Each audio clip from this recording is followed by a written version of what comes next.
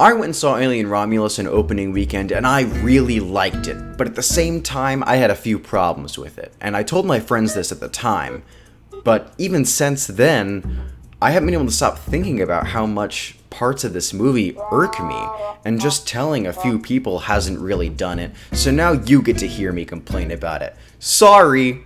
For context, Alien is my favorite film of all time, bar none.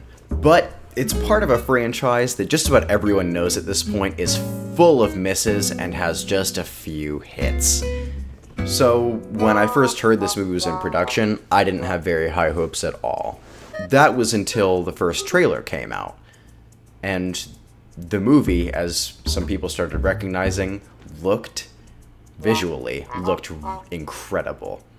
And the music sounded really good, and that first trailer was full of moments that really felt evocative of Alien. It had the same fear and terror, and there was that moment at the end where she starts screaming and the audio just cuts out, and it's so raw.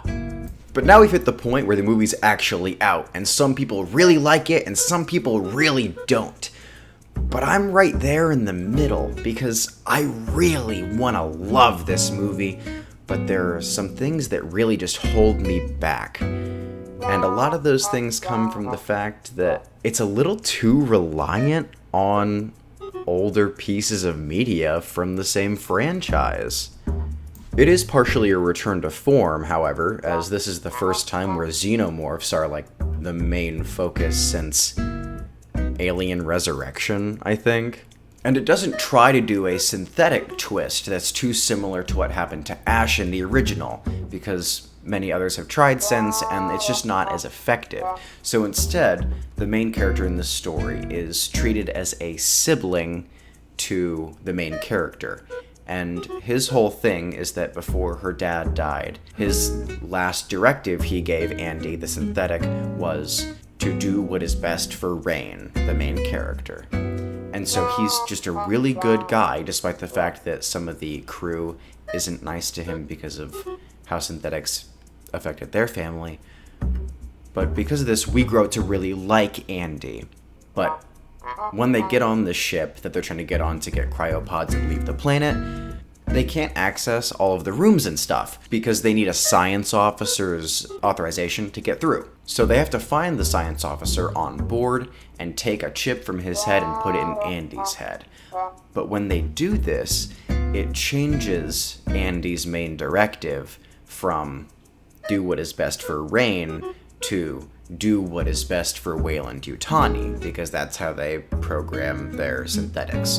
And it creates a really interesting dichotomy in his character and how he's supposed to be doing this one thing that is respectable and good, and how it instead starts to affect the party as he becomes a secondary antagonist of sorts. I thought it was really interesting and well done. However, the synthetic science officer that they pulled that chip from had an ugly CGI monster face of Ash from the original. And I would love to just say that it's ugly and be over with it, but part of the problem was the fact that if there were synthetics that all had this face, and they were all made by Weyland-Yutani and employed by Weyland-Yutani, then why in Alien would all those Weyland-Yutani employees not have known that he was a synthetic? I also didn't love the reveal, similar to Alien Isolation, in that there wasn't just one xenomorph, because it didn't feel like it was led up to very well. There wasn't much to clue us in on this idea. We'd really only seen one xenomorph, and it hadn't done anything that could possibly make it seem like, whoa, there can't just be one. We hadn't seen it enough for us to possibly come to a conclusion like that, so it felt somewhat hamstrung, I suppose.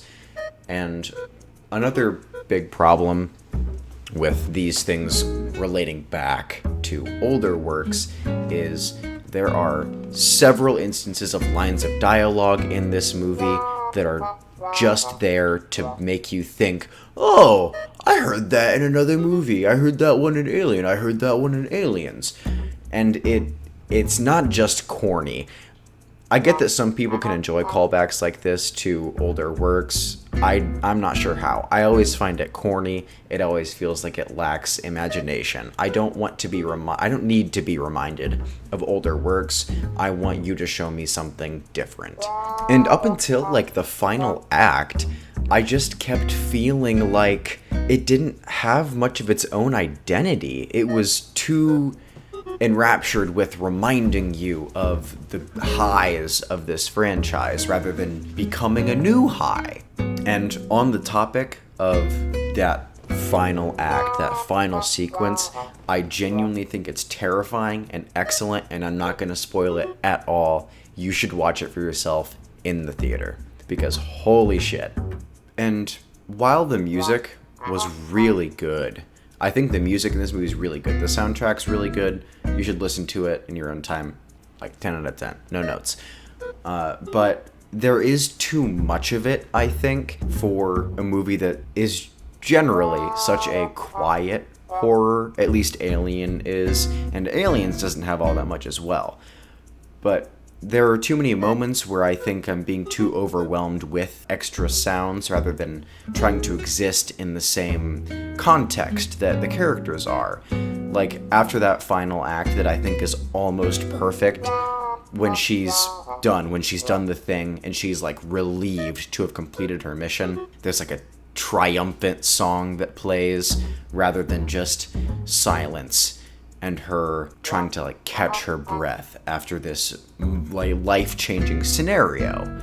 I just think it's less effective than allowing us to brew in that with her. But I digress. That's how I felt about the movie.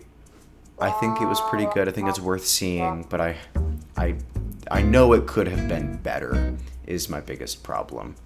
If you're one of my friends or family that watch this channel, I am currently working on a bigger video. I promise. I'd like to have it out in the next week or two, but we will see. Bye-bye.